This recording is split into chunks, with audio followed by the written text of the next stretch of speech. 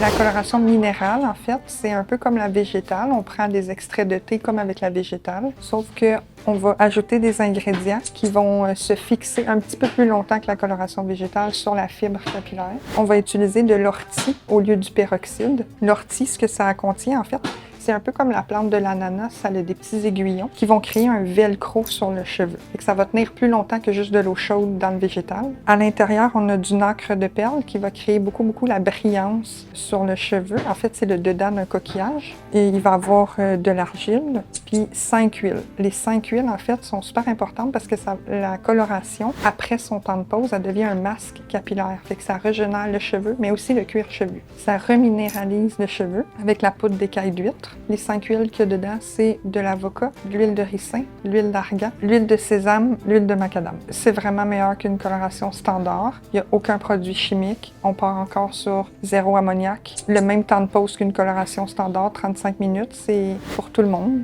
Donc, tout le monde peut la porter. Ça couvre à 100% le cheveu blanc. Ce qui est le fun là, de savoir de ça, qui est vraiment mon point préféré, c'est vraiment l'ortie, en fait, qui grippe sur le cheveu comme le velcro. Fait que tu n'as aucun produit chimique. Puis ça tient aussi bien qu'une coloration standard, mais tu n'as pas le processus d'oxydation comme avec l'ammoniac, le peroxyde. Ta couleur elle devient comme rouge, orangé. Mais là, tu n'as pas ça. La couleur elle reste intacte du jour 1 jusqu'au 2e mois. Tu refais juste la repousse à chaque fois.